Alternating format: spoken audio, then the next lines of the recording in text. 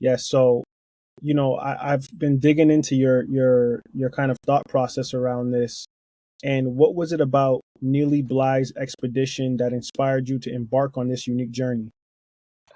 Uh, Nelly Bly had done that. I remember it was I read it in the Bitcoin Standard only, and she had traveled the world in 1870 around the world by using gold coin. And I'm like, if she can do it by using gold coin, I can use it to buy Bitcoin. And that was I found the piece of the puzzle. If you want to do that travel, you need to know Bitcoiners around the world, because these are the Bitcoiners that crowdfunded my journey. If I was not able to pay in places with Bitcoin, they were able to support me, and they used to accept Bitcoin from me. They crowdfunded my journey. They supported me with accommodation, with food, and with advices, and with further connections as I move forward. So I guess the point what Nelly Bly wanted to say using gold and what Bitcoin says is acceptability, and acceptability comes from humans.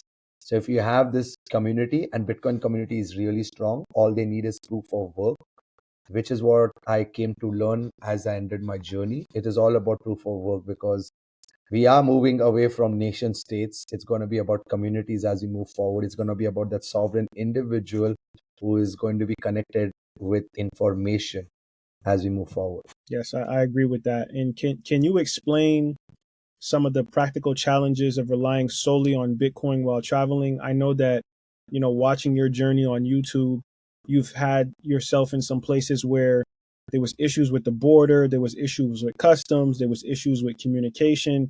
How did you manage in those countries where Bitcoin adoption was kind of low? Oh man, like those are the countries. I think so. When I would just end up start by saying, like, the first 100 days of my journey, or 125 days, I would say I was like 95% Bitcoin. It was pretty easy to move around. But as I entered Africa, the ball game changed.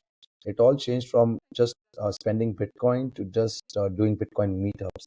So I think so I would have done over 50 meetups in 18 African countries.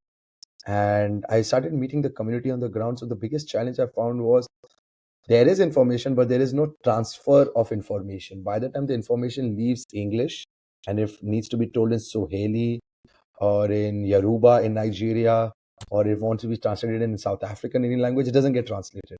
So people do not know. That's one. And two, the second problem, in fact, the biggest one would be people all have been scammed in their own country by their own friends in the past. There have been a lot of scams that have been out there. Like these altcoins that are out there, those are called shit coins by the Bitcoiners. They really just do rug pulls, and this is what I came to know. And there have been multiple rug pulls over these past 2 years. I remember I was in Uganda, and these guys had this big, huge banner of FTX, Sam Bank-Friedman painted on wall.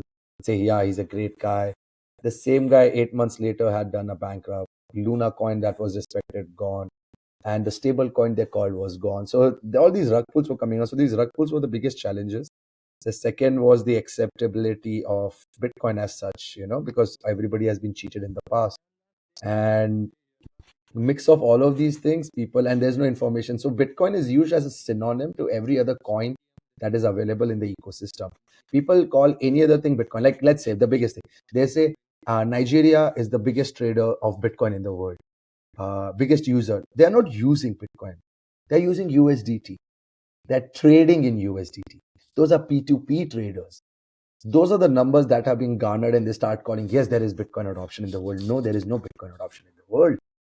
There is USDT adoption in the world. So people were more happy to use USDT in the African region as well as in the Latin American region too. They were more happy to use USDT. It was the Bitcoin community that was happy to use Bitcoin. But how strong is the community? 200 people, 500 people, 3,000, 10,000, 20,000, 50,000, 100,000, a million tops. That's it.